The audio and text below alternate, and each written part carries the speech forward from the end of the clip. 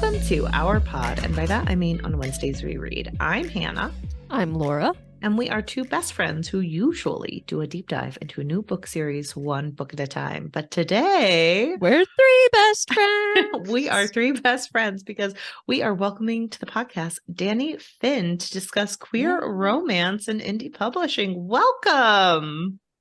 Hi there. Hi. Thanks for being here. Thank you so much for being here. We cannot wait to make Laura uncomfortable with talking about romance. It is well known that I have a threshold for how much spicy stuff I can take in at one time. But you can talk about it though, right? Oh, well, I'm going to hit my threshold tonight, probably. Well, Connor said we were going to have a great time.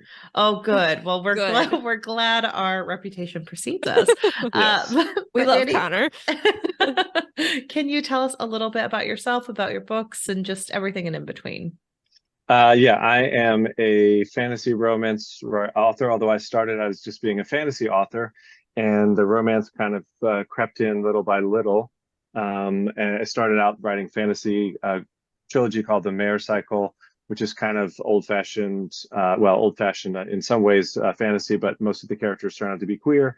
And then a little bit of romance crept in, and then the next two books were called the Weird Water Confluence, and they tended to be a little bit more, they had a little more romance, and then it got weirder from there, and the current series is called the Time Before. And it's very romantic and it's very spicy. And most of the characters in most of these books are covered in hair from head to toe. There are these creatures called the mare. And if you told me when I first started writing that I would be writing like super steamy romance, I would be like, what? Because like my first books had none of that. And I had no idea that that's where I was going to be going. So it's been quite a journey. What do you think kind of drew you to like romance more if you started out kind of not in that sphere at all? Well, I can tell you exactly what it is. When I first got back into fantasy, so I was playing D&D and GURPS and other related games. Well, I got back into them after a long time out. And I was like, I want to start reading some fantasy again because I hadn't been reading. I'd been reading, a lot of detective novels and sort of some lit fic and contemporary, whatever. But I used to be a big fantasy fan. And so I asked people in my D&D group, what I should read. And, they gave me some books and, surprise, surprise, it was like an absolute sausage fest. It was like, Conan and, basically a bunch of epic and other fantasy by dudes. Mm-hmm. And I was like, okay, this is kind of cool, but like, this is actually kind of gross too, because there was a lot of, misogynistic stuff and a lot of, tropes and stuff that I was like, I don't really like this. So that was about the time that I was like, I want to write. Also, my D&D group was a little bit annoying in that they just wanted to kill everything. And I was like, what, we could be telling a better story here. So like, what's going on? So I started writing a novel just because I wanted my D&D campaign to be better. So I was like, I want to be reading more fantasy, and the stuff that I'm reading is just like, it's not doing it for me. So that was about the time that I joined Twitter, and I started, getting recommendations on Twitter. And one of the first books that I read was K.S. Villoso. I can't remember the name of it. It used to be called The Bitch Queen. Then it got switched to be called something else. I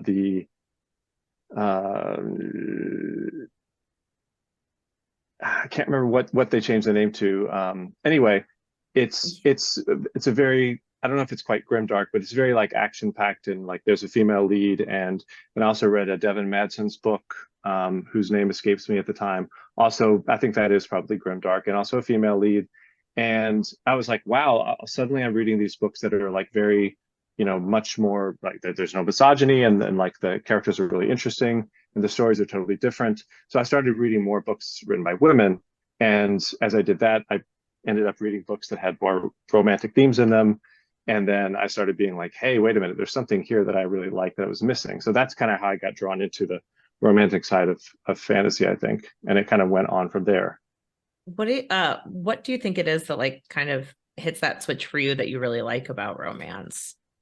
I think part of it is that the non-romance fantasy tends to be a lot about, there's a lot of fighting and blood, and it's really a lot of it, well, at least the stuff that I was reading when I first got back into fantasy, it's really like a power violence theme. And while I appreciate, what people do enjoy power fantasy, I just don't like it. I don't like violence. I'm a little bit of a sensitive soul. So like if there's violence in a book, I want it to be, at key points, and I want it to have certain meanings, but I want the action to be more internal and emotional. And so if there's going to be violence, I want to feel what people are feeling, and not say that you don't feel that in the more power driven fantasies, but like I want less violence and more interior stuff, and you get a lot of that in romantic fantasy. I'm here for that because it's like something I always say on the pod is anytime there's an action scene, my brain doesn't compute it. Like I just kind of skim over it and I'm like, wait, what's happening?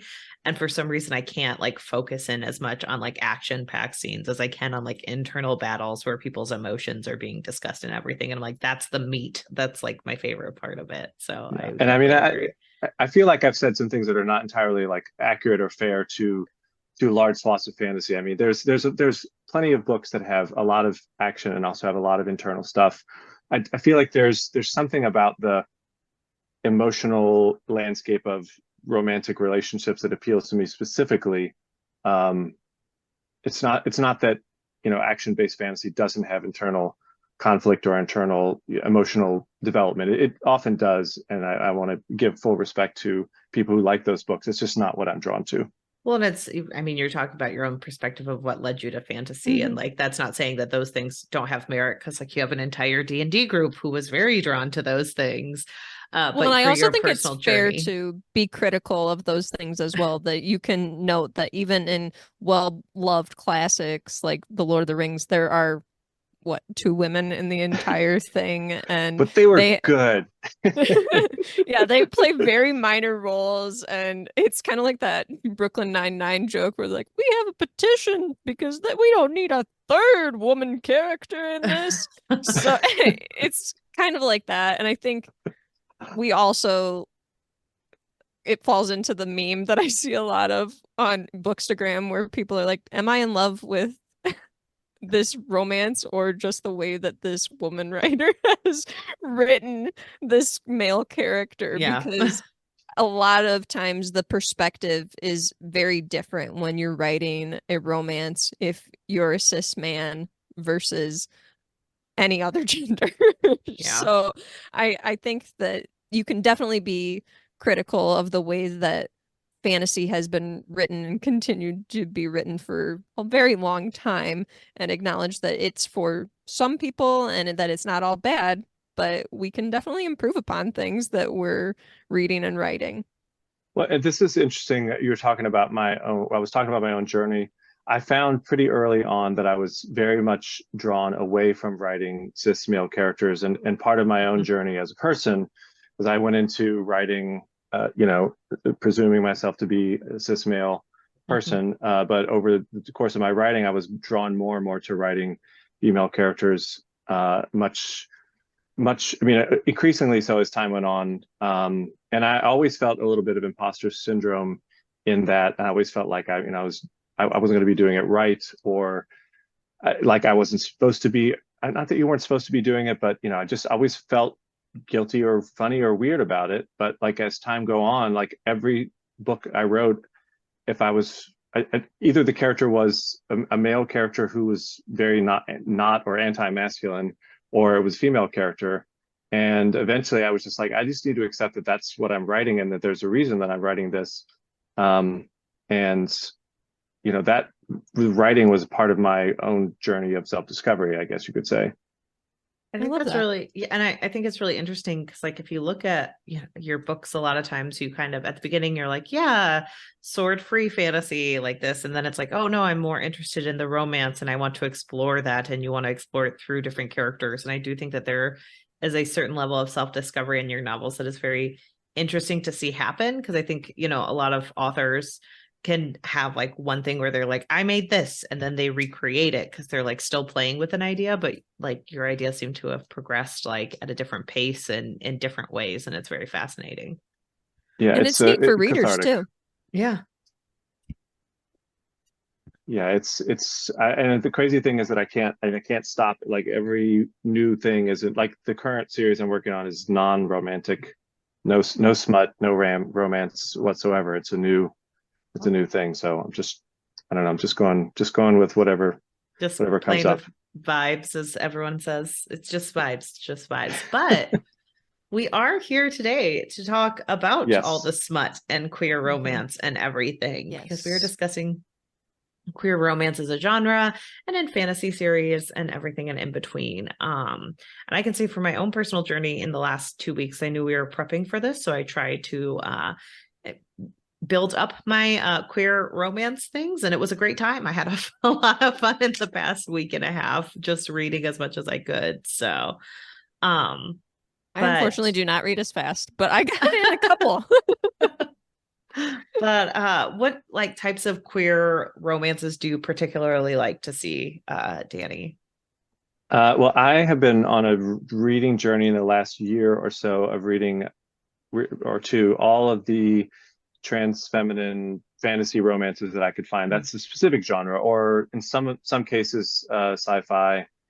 And I've read a bunch. There aren't that many, as you can imagine, and almost all of them are indie published, with maybe there's one that's kind of semi-traditionally published.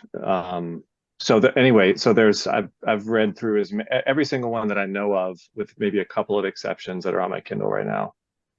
And I would say of those, the one that stands out the most to me would be the Calyx Charm by May Peterson, which is it's not indie published, so it's so she was published by an offshoot of Harlequin that does ebook only publishing. I forget the name of the print, and it was actually book 3 of a trilogy, but it can be read as a standalone.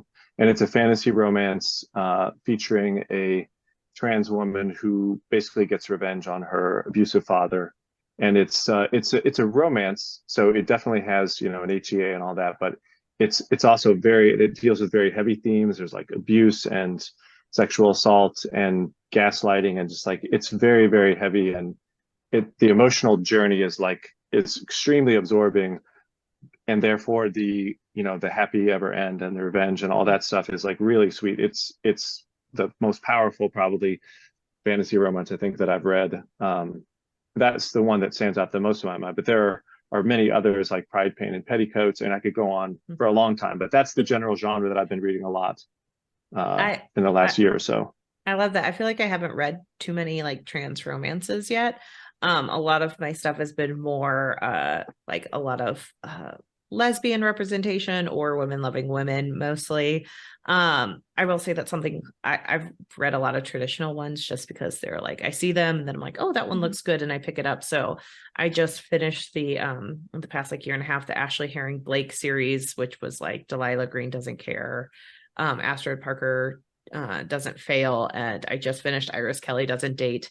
And there is something I've noticed in a lot of like women loving women is there's always like very specifically bisexual representation, which is an interesting take because a lot of the ones I unfortunately read are traditional published, and it sometimes feels like in those books they're amazing and they're great, but I really like when you and I had talked a little bit off mic about this, where you were talking about like the indie spaces and how they kind of push the envelope a little bit more, because like a lot of the books I've been reading that are traditionally published feel like they're white women characters written for white women, and often white women who are either recently out as bisexual or recently discovered bisexuals, or straight women who are a little bit higher on the like scale of like, oh, this is still interesting, and like hits that nerve for them, but they don't feel like they're pushing the envelope very far. They're usually ones where it's like, oh, look, this person has a Ruth Bader Ginsburg pin and they have this and they have this, but like they're very like, yes, of course we're liberals, but like nothing bad happens to people. And so I was interested to hear that like the indie spaces have a lot more to offer and a lot more interesting takes sometimes to like get into deeper, complex like themes. I think what you're getting at, Hannah, is like the privilege of the situations kind of shows in a lot of the traditionally published queer romances, because I'm thinking of a couple like One Last Stop, and we also really liked Alison Cochran's books, Kiss Her Once for Me and The Charm Offensive. Those are excellent books, but I don't think that either of them really are kind of getting into more like that gritty feel, or a lot of like the or heavy, even just heavy things. Or just even a non-traditional type of romance. Like, I think a Yes. lot of times it's very based in like, Mhm. well, this was a romance you definitely saw before. It just happens to have two women in it. And it doesn't Sure. always hit that nerve of like, well, what makes a relationship between, you know, two women or two men or people who are not cis, like what makes Mhm. that unique and interesting. And I think sometimes it's a little bit watered down to be like, no, Yeah. no, they're just like you. And it's like, well, that's not That's showing, not what we want. right. Like, so Let me ask you, because I haven't read the books that you mentioned. Would you say that, how would you describe the sort of mask or butch representation in the books? There was a discussion on Twitter that I was following just earlier today, saying that in general, in traditionally published lesbian romances, you don't get as strong of butch representation as you might sometimes get in indie. that is very true. So Yeah. I would say that the only one I've been able to see is Kiss Her Once for Me. Kiss Her Once for Me does have butch representation. Yes. And something that it was also, but like it's still the cartoony character on the front of the cover to kind of like Yes. trick you into not thinking about the fact that she is butch. But then There's when you read it, there's you're some like, character art done, and I think you can see it on Alison Cochran's website that I think is a lot better picture of what the character is. And so there's not as much butch. I will say that like the other ones I read, the ones I recently finished, one of them is a little bit more androgynous, but she still has like, she's definitely pretty and she's definitely this and she's definitely this. And it's all still very like non-butch representation, which is unfortunate because you're sitting there like, well, okay, that's fine. But also I feel like a lot of the books I've read, they're at least a little bit more on the body diverse side, which is also unique, where it's like, hey, women also have curves. And it's like, well, that was about as far as we could go. We can't do butcher mask representation because we have to admit that fat people exist. So yeah. I'm actually read a couple of books this year, indie books. I'm sorry, I'm scrolling through my Goodreads to remember the names because take your time. my memory is terrible. One was I read a lot of books last year, it turns out. No Strings for the Summer by Day Storm. That's an indie sapphic book, which definitely had a very curvy protagonist. And Fall Into You by Georgina Kirsten is another one. And then she also talks on Twitter a fair amount about that. I'm sorry, I misgendered them. About the fact that, you know, traditional publishing does not like women to be anything but skinny. Yeah, skinny and feminine is very specific. And that's like, I do think that that's amazing that I feel like the indie area of publishing has gotten more and more focused as time goes on, as people learn more about it through things like Legends and Lattes coming out first as an indie and then through traditional. That's happened with a couple of books that have hit really big on certain like platforms. I will say, go ahead. Oh, no, go ahead. No, I will. You keep talking. I've talked too much. I will say I do appreciate that some authors that are traditionally published are coming forward and saying things like, hey, it's more difficult for these groups of people to get books published in traditional spaces. And that's a big reason why they have to turn to indie publishing, because they are kept down and not allowed to publish their books traditionally.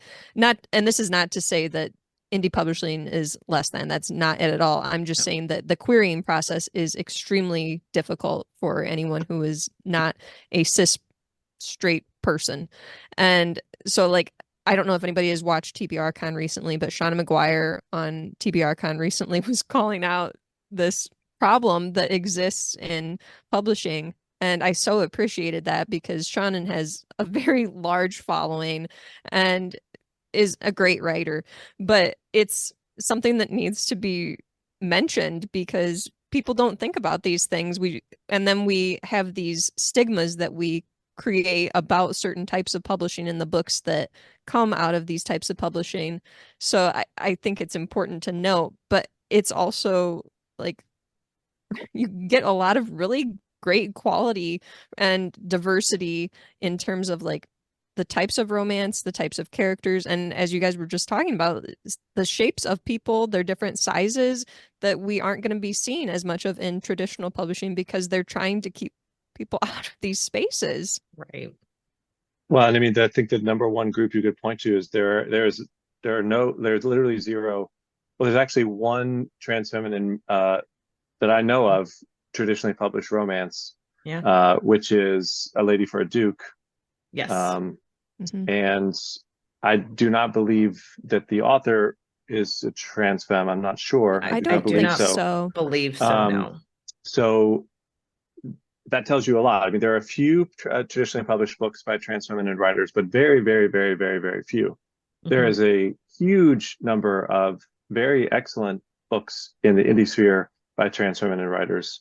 I mean, that's what I spent the last year and change reading and reviewing and shouting about, because it's just incredible that there are none. I mean, just none. Right. So and a lot of the things people complain, like, why is there no butch representation in romance? Like, well, let me introduce you to the series Those Who Break Chains by Maria Ying, which has the best butches I've ever read. And it's fantastic, and it's a lesbian urban fantasy series featuring cis lesbians, trans lesbians, non-binary lesbians. Literally all of the characters are lesbians, and it has fantastic world building. It has great character work. It has exceptional writing, and it's very well liked in a certain sphere of indie, but it's absolutely 100% as high quality or better quality than much of what I've read traditionally published. But here we are, because there's just no space in traditional for these books, I suppose. Well, and I think that that's amazing, and like I'm so happy that I'm adding that for at least the first book, Those Who Break Chains. The Grace of Sorcerers is the name of the first book. I'm adding that to my want to read immediately, because that looks amazing. And I do think it's good that like we do have the indie spaces for these types of things. And like, how is the romance in that book? Like, can you tell us a little bit about the romance and what you liked about it, what worked? Yeah, so there's several romances in the book. So it's centered around a pair of sisters who are sorcerers in a long line of sorcerers. The family is called the Huas, and each one of them has a romance with another character. And one of them essentially, in the beginning, is buying a were-tiger from a market, but in essence, she's sort of rescuing the were-tiger, and that's how that one romance starts. And the other one, it's been a little while since I read it, but the other one's romance is with a very butch. I'm trying to remember if it started as a bodyguard. Anyhow, and then there's an extra complication because that's the demon one. Sorry, the complication is that the two characters exist in a separate universe that is the Gunrunner verse. That's written by both of these are pen names. It's very complicated, but Marie Ying is the pen name for Benjamin Sudenkau and Debbie Lacroix, and then Benjamin writes with another author under the name Celine Tang, the Those Who Bear Arms series. And some of the characters have the same names and exist in both series, but they're different characters with similar characteristics. It's very interesting. Anyway, so there's a demon who is summoned by the other sorceress, and they are paired. So in each case, there's a weird power dynamic between the two members of the couple. They're both equally powerful, and they have an uneasy dynamic that ends up being romantic in some way. And it's quite complicated, and it goes on in interesting ways throughout the book and throughout the series. And there are multiple different relationships and other parts of the series as well. It's not just those two couples. It's wild. That sounds so much fun. And I think like, yes. I won't even spoil, because I didn't even know one of the characters was trans until quite a ways into the book. And it doesn't matter, like in the books, there are like cis and trans and non-binary characters kind of flowing through the book like water, and it's irrelevant like literally like nobody cares. Right. And that's the beauty of it, really. I do love reading books where it's just like all of a sudden you find out that like, hey, this person is transgender, but we don't need a million backstories on like their journey on their or them trauma. coming out. Like it's like, no, they just are, and that's great. Or like non-binary characters where it's never listed what they were born as because it's irrelevant. Like they are a non-binary person, and that is all that matters. And I do think we've come a long way when it comes to that kind of representation, and that's good. But I can recall, Hannah, specifically books that I have read where they have had non-binary characters and they've had to, the author has made the decision to mention it anytime that character is brought up, that they're non-binary. And it's like, okay, yes, we understand. Why is this like all that the character has become now? And it kind of like, I don't know, it kind of takes away from the character a little bit, I think, when you reduce them just to their gender. That's when was that written? Because I mean, it could be depending on if it was fairly early and this being a known phenomenon. It was talked about phenomenon. It was 2010s, early 2010s. Oh, okay. So it may be it still sounds like a bit much even for them. Yeah. Well, it's one of those things where I remember I was once listening to a talk by a trans woman, and she was talking about being at a grocery store, and she was like buying a loaf of bread, and someone said like, "You're so brave," and she was like, is the bread close to expiring? And she was like, and they were just talking about like me existing, and I was just like, what's wrong with the bread? Like, where it's like I am so many more things before I am my identity. Exactly. And I think that's what I was kind of getting at, where it's like, let's not just reduce our characters down to one thing. Like, I live with chronic illness, but I hope that people aren't just like, chronically ill Laura, there she is. Yeah. Did you get a little tattoo? Yeah, like that shouldn't be the only thing about me in my life. Which is awesome about like the kind of fantasy romance aspect where it's like, well, it's not just like a romance, it's about fantasy and it's about building this tale around these characters who get to fall in love and get to have like different dynamic relationships. But I mean, I like what I love about fantasy romances, particularly trans fantasy romances, is sometimes the author wants to make a point about it and they want to show like, this is how this world does trans healthcare, or this is how this world, like there's a bit in the Calyx Charm which has this lovely like tea house. I forget the name of it, where basically all the queer people go, and there's like a mother hen like character who kind of takes care of everybody. And at one point somebody brings by a bunch of like potions for like, trans healthcare basically. And like, I think that was really cool. A nice little detail to show like how this thing works.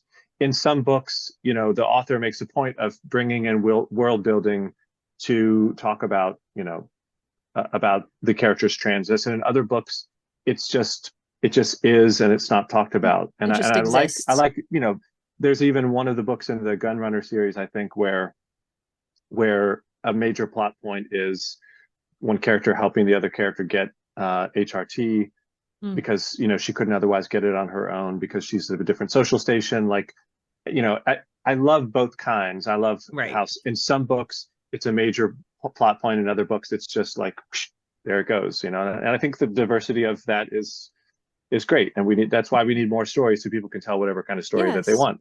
Well, that's the thing when it comes back to like the indie versus traditional, where it's like, well, we want these in traditional spaces if it gets them a wider audience and more like focus on like, hey, look, this exists and you should be seeking out this type of information in these types of books. Because like, as it stands, a lot of times people who are starting at square one don't know where to start.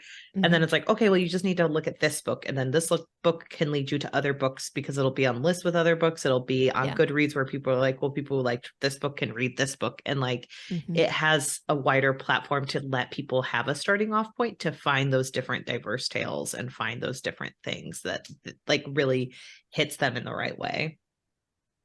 I will say right now is probably the best opportunity that fantasy romance authors have to push their work, because so many people are just flocking to romantasy.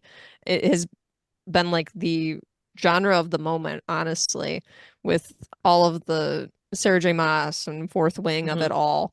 But what do you think in terms of like the fantasy, the romantasy that you're seeing and reading a lot of, how do you think that is it kind of taking off, or do you think that it's not quite getting the audience that it should be because of the way that it's published, because it's indie publishing? How do you feel about that?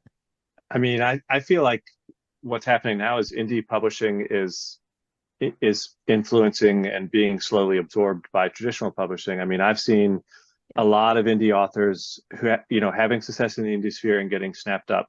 Mhm. The first one that I specifically remember, so KS Villoso is one, Devin Madson was one, Carissa Broadbent was one. Yep. Recently,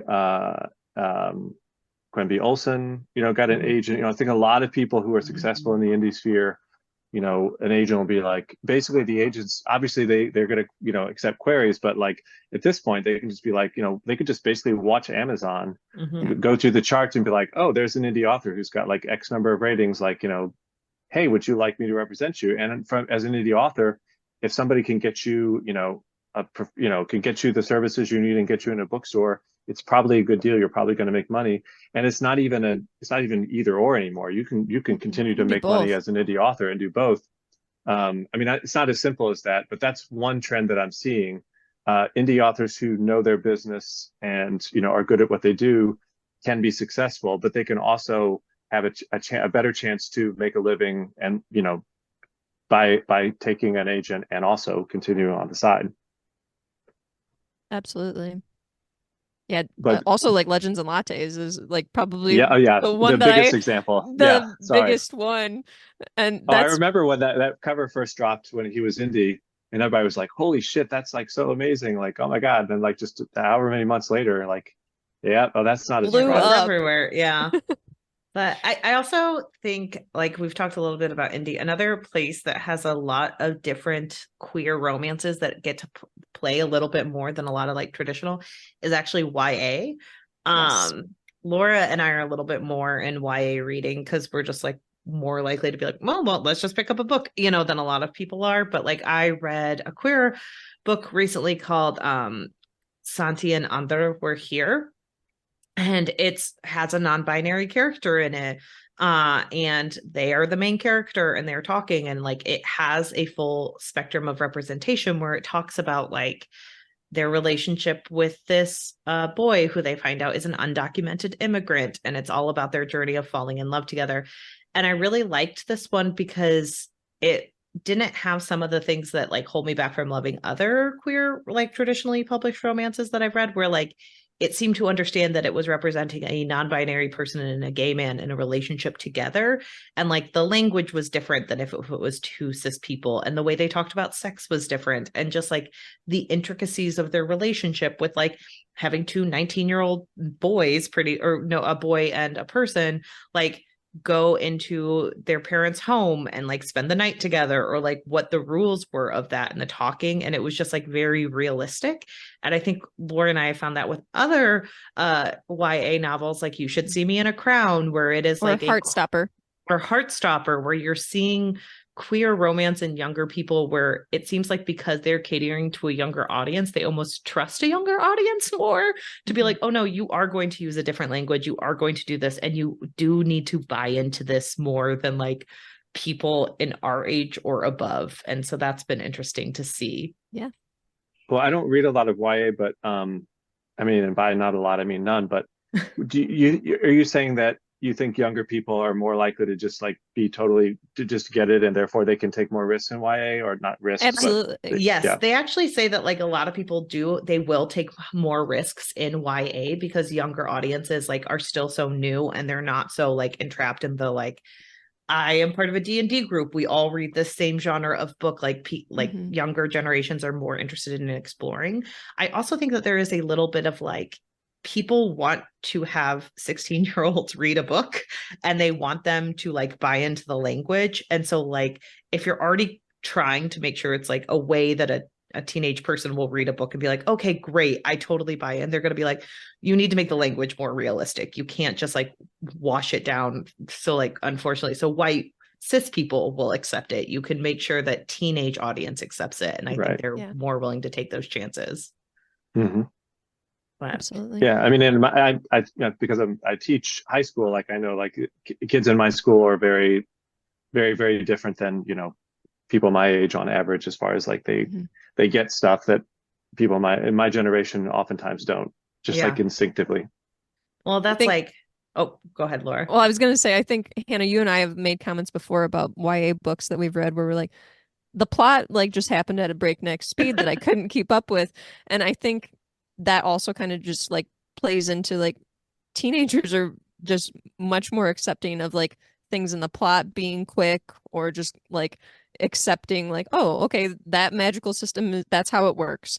Yeah. And I don't know that it's necessarily like something to just be like, oh, well, they're just more accepting in general. But I think when you have a younger person, like a more malleable mind, I guess, that they're going to be a little bit kinder and a little bit more like willing to acknowledge that they like their viewpoint is not the only one that exists. Right.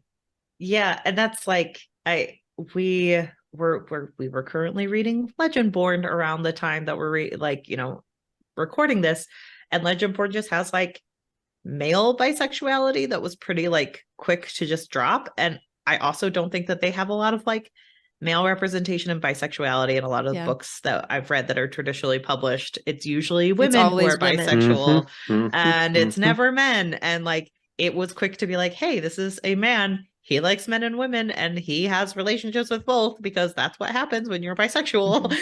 And it was Well, just and like, Hannah, it's also quick. something I've noticed when you're bringing up that like there's a lot of women who are bisexual in traditional publishing, but they're happily ever after. They almost always end up with a man.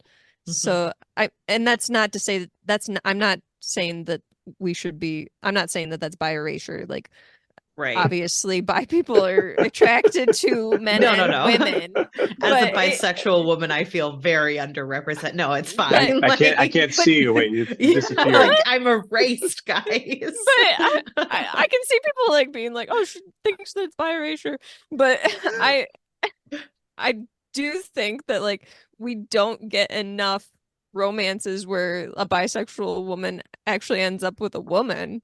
Yeah. That's well, and I just think it's so interesting to hear all these different things. And like a lot of the times when we're like, oh, that was great representation, it's also a person of color who it Yep. was already like Yeah. pretty groundbreaking that they got to have a book because the publishing Yep. industry is incredibly white. So like Legendborn, a black author, she had a bisexual man in there because she was like, yep, I can put this in here because I'm already fighting up an uphill battle. Another one it makes me think of To Shape a Dragon's Breath by Monoquiel Black Goose, who is an indigenous author. And this is a book that is heavily involved in indigenous culture. And the character in it is like, hey, polyamory is a thing, and I would like to do it with the two of you. Are you guys in agreement? And they're both like, what? No, what is that? And it's just like a discussion of like, oh, this is just accepted in my people and it's not wrong. So I think it's weird that you think it's weird. So there's like certain things that get to play around. And like that book, Shape of Dragon's Breath, has also been called like more of a YA type novel. And so there's a little bit more play with it and a little bit more of like, oh, here, learn about this different perspective. And then it feels safer, I guess, for traditional publishing, unfortunately. Can I circle back to the bi men thing? Yes, please do. So I want to talk about bi men and indie publishing, and I also want to talk about bi men and MM. Because first of all, I want to give a shout out to some of my favorite bi men in indie publishing. So I don't know if you've read Legacy of the Brightwash or not by Crystal Matar. I own it and Brick and Bone, and they're staring at me right now. Okay. Well, in the unlikely event that that Wings So Soft advances past the first round of the little indie mission, it's going to lose to Legacy of the Brightwash. But anyway, Legacy of the Brightwash has a fantastic bi male representation of several characters. And another one is C.M. Kaplan's Sword in the Street, which does as well. And I guess I could also say the same about What's the Sam Kaplan's next book? I forget which I've read and really enjoyed. I have also read as well, and we have The Fall Is All There Is. The Fall Is All There Is. Yeah, Yes. we've all read this one. We've all read that one, and it does have I by think this is the book representation. that I read. Yeah. Yes. But I want to talk about a separate issue that I'm reminded of. So Maxime Jazz, who has a book called Kyrion, and so I think some of their other books have I know some of their other books have bi-male characters in them. Jay Calamy, who has a book called series called Under Red Skies, the Chief and the Boss both have bi-male characters, but both of them have mentioned to me, and I've seen in reviews, that as people go to their books because they're looking for MM and sometimes get pissed when the MM books have icky women in them. In other words, get mad. I actually read a review of The Boss, which is by Jay Calamy, which is a crime romance, which is primarily a romance between two men. But there's like a part pretty early in the book where one of the men, both of the characters are bi. One of the characters walks in on the other character like fucking a woman, and the review was like, I didn't come into an MM book to read about somebody's, I don't remember what body part she described, but it was just like there's this weird thing where some people are very they very much object to the bi men in MM books, like as if MM books are only there for men to be fetishized, but not for bi men to exist. And I've seen this multiple times. Anyway, I just wanted to mention that, and also mention that Maxime Jazz's and Jay Calamy's books have great bi-male representation, as do Crystal Matar's and C.M. Kaplan's. Well, and that is a weird thing that comes sometimes, I feel like, with romances, and this is all romances, where people almost have that, like, because there is smut in them, because it is a romance, and because you can feel titillated, like, you only want to feel that way about things you agree with, that and if you like. don't, yes, correct. And if it's there, you can't overlook it. Like, here's the thing, I don't want to go murder someone. Sometimes I have to read a murder scene. Like, that's right. And I do think that sometimes people are harsher on romances because they get to, like, they're like, well, it's supposed to make me feel something, so if it doesn't, it's failing. And it's like, well, that's also, some things just aren't your vibe. Like, I have read many a heterosexual, I've read one by Tessa Bailey where, like, they use baby talk in her books, or not baby talk, they use like dirty talk, but like me reading a dirty talk in a book, like constantly makes me feel uncomfortable.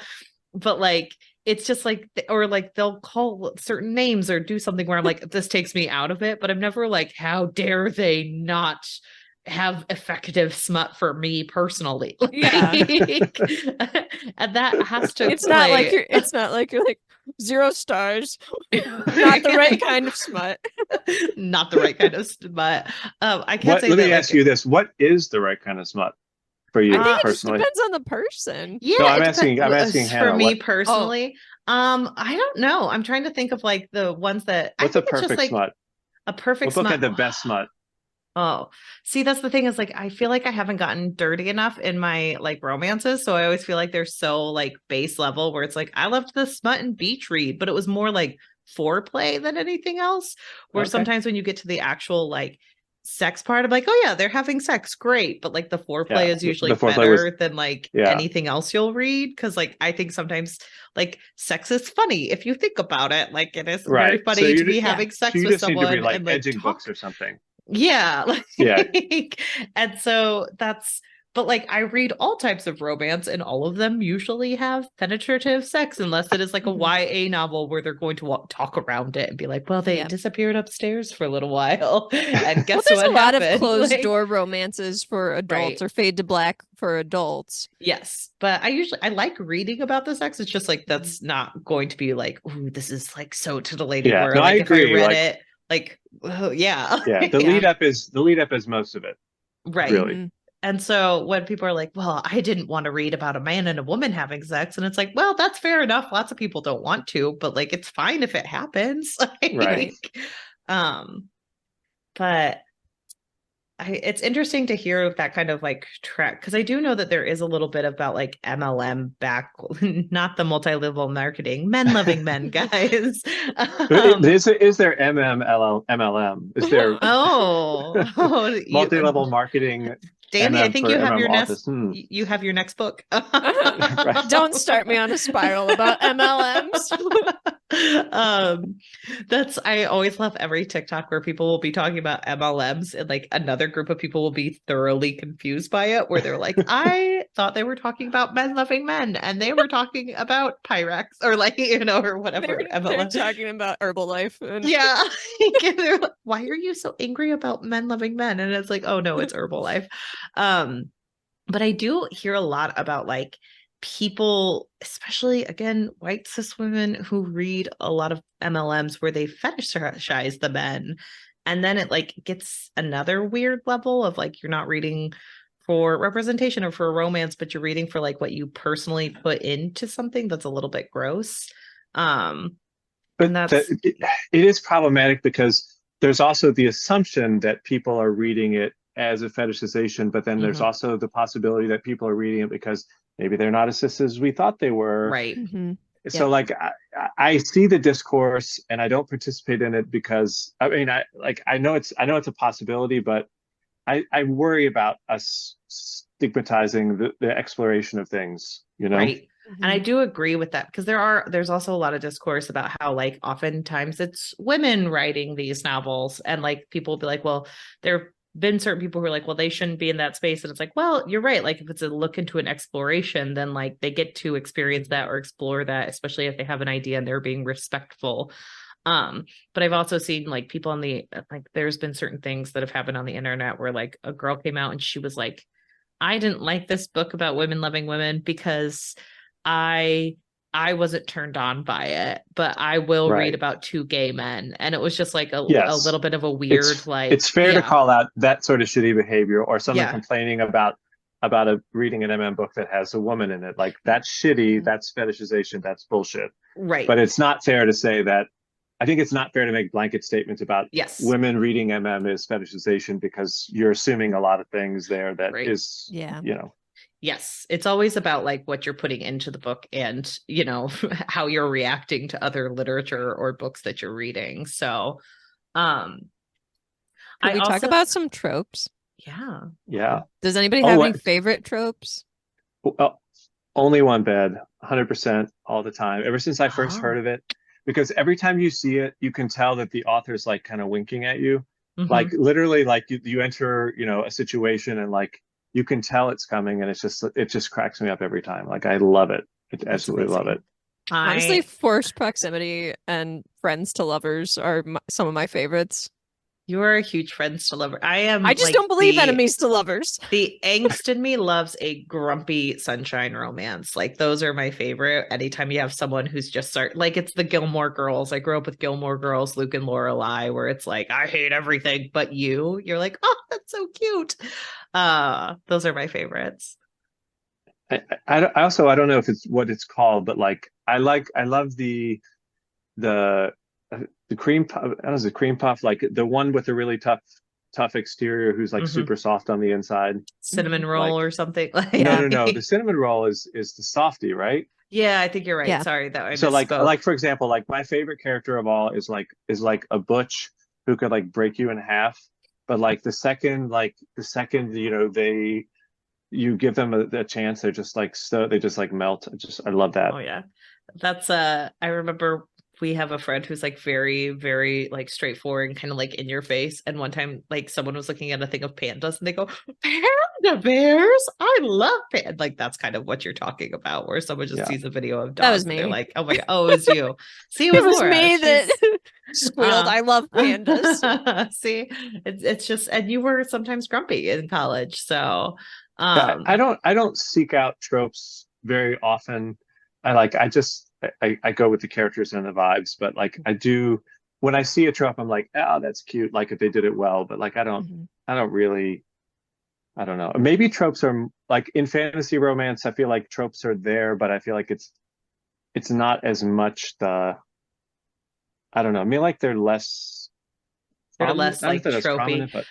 Well, I think you have to hit less, moments in them where it's like, oh, here's what we're doing. And I think a lot of people who read just straightforward romance really search out like, well, this is my favorite and I want to read a million books like this. Where fantasy, I think sometimes it's more about the like, you have to hit those romances, but you also have to hit the genre aspects. Well, there's that really fantasy kind of- tropes too, right? Yeah, That you need exactly. to like. The Well, chosen one. and I just saw one on here. Beauty and the Beast is a trope in fantasy romance, and I kind of love that it's called that, honestly. Yeah. the Like staying what power. oh God, what was that fantastic by Grace Draven, the Radiance, classic Okay. Beauty and the Beast. I don't, do you ever read this one? No. That No. was so when I first got into fantasy romance, the first few that I read were Angela Bourd's Fortune's Fool, Mhm. which is really fantastic, and Carissa Broadbent's what was the one? It's The like one that was in Serpent and Wing or something like that, isn't no, it? no, before that, Oh, the one that okay. was in Spiffbo that didn't do that well, but then ended up being like a mega bestseller that ended up getting her an agent. I can't think of the name of it. Anyway, really good. And then I read Radiance by Grace Draven. And then I was like, I like all these, but there's something wrong. It's like they're not queer. Okay, then I started reading queer ones. Mm. But anyway, Radiance by Grace Draven, absolutely fantastic. But it's definitely a Beauty and the Beast. They're both of like different humanoid species, and they both see each other as hideous, but they end up, seeing each other as beautiful in the end. So it's wonderful. That's nice. I like that. Is it the War of Lost Hearts? I'm looking at Carissa's. No, Okay. it Slaying the has Vampire has Conqueror. no, earlier. It's probably like her first book. Oh. It's Palace got a Fractured. nope. All right, let me These scroll other away. ones are like the super. How many books? Daughter of No Worlds. Did you Daughter say of that? No Worlds. Okay. I Yes. don't think I said that one yet. Nope, it's on the Yeah. second page. I hadn't got there yet. Yes. Anyway, I really enjoyed that, and she's a great writer and a lovely person also. Awesome. Is there something you kind of found when you're looking into more like queer romances that really like hits versus like something you like missed out on when you were reading more like the original fantasy romances that you were looking into, and then you found the queer romances and you were like, this is what I was looking for? Kind of what spoke to you when you were seeing the differences between the two? I think that I would say the gender role, there's always a, you know, in almost always in a hetero romance, there there's certain, I almost call them gender tropes, really, like Mhm.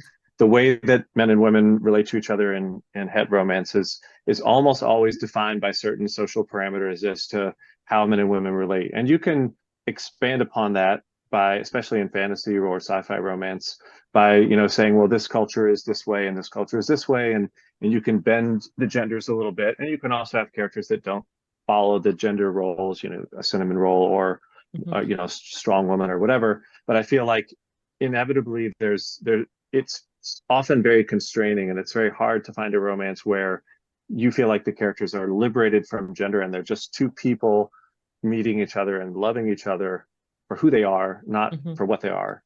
And I feel like when you get into queer romance, one of the first books that really just opened my eyes to this possibility was A Strange and Stubborn Endurance by Foz Meadows, which it somehow, I can't explain it, but the love between the two characters felt very non-gendered to me Mhm. somehow. And it just the relationship and the way that they approached each other, it just felt, it felt queer in the sense that it was not like, two men falling in love or whatever. It was just two people. And I feel like a lot of the best romances, and I actually, that wasn't maybe the first book, but that was a book that really made me think about it a lot because the way it was written. And other books, one of the things when I first started reading, so I first started reading romance and I was like, I'm reading too many straight romances, so let me read some queer romances. And I was like, okay, I'll start reading some MMs, even though it's not really my like first choice, but like, why not? I was like, maybe I have some internalized homophobia, so let me read some, MM love stories. And I was surprised in a way because the nature of the emotional relationships was very tender and it was intimate. It was just different from what I expected. And there was not this power dynamic bullshit that I was used to seeing in the MF relationships. And I found this almost the same thing. It wasn't identical, but in FF stories, I think in general, like that lack of power dynamic, even though Yeah. sometimes it was there in a different way, but like not like there was just two equal people in some ways. Anyway, I've rambled on for a long enough, but that's my main principal primary answer to the question. No, I really like that because it's really interesting to kind of hear the different perspectives on how like how different and dynamic a queer romance can be. Because kind of like I said, like I don't love when it just feels like it feels like it's written for like cis het people where it's just like, well, it's not showing the uniqueness of it. And I think saying like in a lot of queer romances that you found in the indie publishing and different ones out there, it's more about the people and about their dynamics than it is about like some kind of inherent gender quality about them. And I think that that's really nice. Can I ask, so you write characters who are not human. What is it like to write them in smutty scenes? Is it different than writing human characters? Are there different things going on between them? Well, because they're not human? So they're anatomically identical to humans with one difference. So the mare are covered in hair to toe, from head to toe in hair, but other than that, they're identical to humans. But one of the interesting differences is that the females have beards. So I have to sometimes, early on in writing, I had to remember, to include in the sex scenes the beards, because they all have beards, and also to include the hair. So like it's very different when you're describing someone running their hands up and down someone's back if it's covered in hair, because they all are covered in hair from head to toe. And also like they have to have intimate gestures where they'll like grab a hold of each other's beards or run their hands gently through their beards, or scratch up and down the hair on each other's cheeks.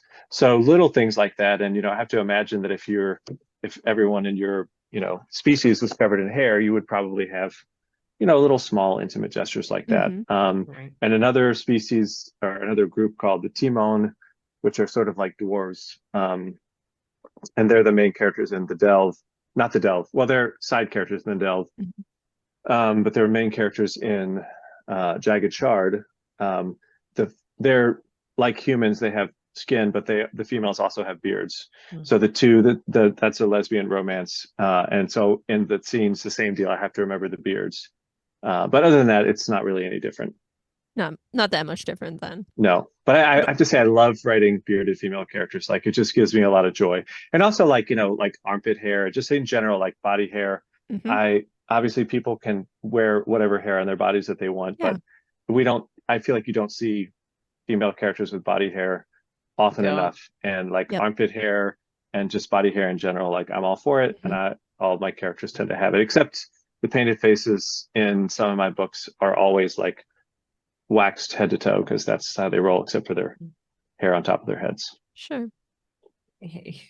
That is true. Most women in any type of species or anything, a lot of times they are hairless. That's a very interesting trope that says a lot about our society. So yeah.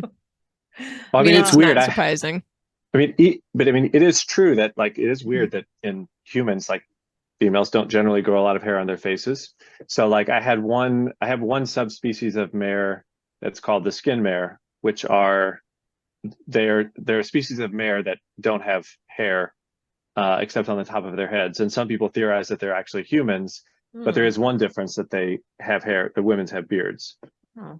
So the question of whether they're actually humans or mare, whether they're humans, who knows? Like it's part of the mystery of the fantasy world. You never met my mom, who did have a beard. So yeah, I mean, it does happen. It does happen. She had to get it fixed her entire life through like electroshock, because it's not normal for women to have hair on their faces, unfortunately. I have friends that have PCOS, and they grow facial hair. So I have a surprisingly hairy face. It's just all blonde, so you can't see it. Yeah, I wish I didn't have any. So yeah, see, it's all relative. So yes. Do you have certain like types of sex scenes that you like to see, Dani? I know you asked about mine, but we didn't ask about yours. Yeah, I mean, I gravitate towards FF, but it could be. I would say I'm a really big fan of. First of all, I think lots is the number one type of sex scene that I like to see. Lots of them. Okay. Good. Just an entire book. No, I mean, I think it's important to have breaks in between them, but I think also like every book demands a different number and type. So there are some books that don't want a sex scene until halfway through. There's usually the books that are like halfway through you get one chapter which has the sex scene, and then you get through that and you're like, we're done. There's no more sex. Yeah, and like no, fuck that. I'm sorry, like Yeah. fuck that. Actually, so I just wrote a blog post called the Smut Arc, where I talked about, so you have the plot arc and you have the character arc and you have the romance arc, but there's also the smut arc. Because I think there's a lot of ways people handle this. But anyway, I tend to favor, if you're going to have open door sex scenes, like you need to have at least two. And I think like 3 to 5 is usually pretty good for a full length novel. And I'm perfectly happy with more. But most importantly, I think you need the final smut. Like I think the last, you have to, if you're going to have more than one scene, and which I think you should, you need one like at the end, like as a bookend, like because we read through the whole book, we need dessert. We need to be rewarded for our hard work as readers. Like give us, it doesn't have to be full on. Reading this. Anyway, so back to the other thing. Like I think I'm a big fan of face sitting. I think that's fantastic.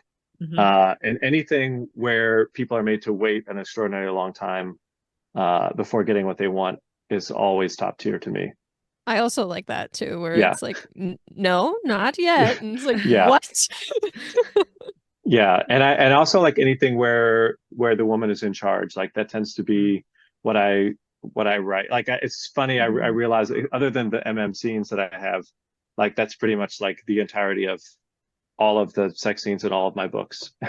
It's just women it's in just charge. Like the woman is in charge, and the guy or gal or non-binary person just pretty much does what they're told and what they're allowed to do, and like they like it, and if they don't like it, then fuck off. Yeah. That's awesome. Laura, do you have favorite types? We didn't ask you. I know you're a Steam leader. I think I'm less of a expert on this, but I also do like the waiting. I know that in The Princess Trap by Talia Hibbert, there's definitely a dynamic between them where they're making each other kind of wait for the best stuff, if that makes sense. And I think that that's pretty satisfying as a reader to read about that, because then when you actually get into it, it's like, okay, this is finally what we've been waiting for. And Talia Hibbert does a great job writing sex scenes too. I really enjoy them. I definitely need to start reading more indie romances, because a lot of like what you've mentioned, Dani, is stuff that like I've been wanting. Like I keep talking about reading books that are more traditionally published in about queer characters, and I'm always like, yeah, these characters are fine, but like they have this best friend who's non-binary and non-monogamous, and I'd really love a romance about them where they just fall in love for a while and it's great and they're fine with like whatever that comes their way, and I'm like, great, love it. And I feel like I don't get enough of those, so I'm in search of better or like more representation in my books and more matchups. So I need to take some of the recommendations you've provided us and go forth and read. So well, if you have any very hyper specific recommendations, I would also either be happy to answer them now or put it out on Twitter, and we can I know people who know more than I do about certain things. So like, we can find you the perfect book. If you're looking for a queer indie book, I can find you the right one, even if I don't know what it is. Do you have any books that you would recommend people get started with, other than your own, of course, because everyone should go out and download all of Dani's books, but especially Wings So Soft, which does have a woman in charge. So it certainly does. Ooh, boy. So I would so I've mentioned a couple. I mentioned the Calyx Charm. I want to mention a few that I think. So I would say a really nice one that people don't know much about is, I'm just scrolling through real quick in my Goodreads, Catnip by Virya I read that one. Oh, good. It's a delightful, it's very short. So I called it Pure Trans Joy in Space. It's a story of a space explorer who's transformed into a cat girl and ends up loving it and herself off in space. I mentioned The Grace of Sorcerers by Maria Ying. Pride, Pain, and Petticoats by Abby Trucity, or Abigail Trucity. It's 2 volumes that are out now, but this is the story of someone who gets, it's a fantasy romance with a very like historical romance feel. The story of someone who in the opening gets magically transed and goes to a finishing school to learn how to be a woman, and discovers a sisterhood there, and it's a very beautiful book. And let me give you one or two others. Hang on a second here. I'll just throw in while you're looking. I'm Yes. currently listening to Arrival Most Vile, which is part of Spiffbo by Oh, R.K. yes. Ashwick. It is so cute. And like I'm the target audience for this kind of book because I love these adorable like enemies to lovers, cozy fantasy type books. And this totally fits the bill. All right, I'm going to give you two more recs. One is because it's one of the weirdest books I've ever read, but it's really cool. It's called Rescued by the Married Monster Hunters. And with a name like I that, like how the could you not title. want to read it? Yeah. It's by Ennis Rook Bash, Rescued by the Married Monster Hunters. It's a poly, I guess you could call it a monster fucking book of sorts, except the monsters are humans, and they are the monster hunters, and the main character is this gender fluid monster who lives in this like floating dimensional dungeon or something. And it's called a Hurt Comfort book. And also there's an author named London Price who has acoustics or Portland Symphony book series called Acoustics of Trans Romances that really sweet, and they're short contemporaries, and I think they're really, really good. So and I've already mentioned the Celine Tangs and the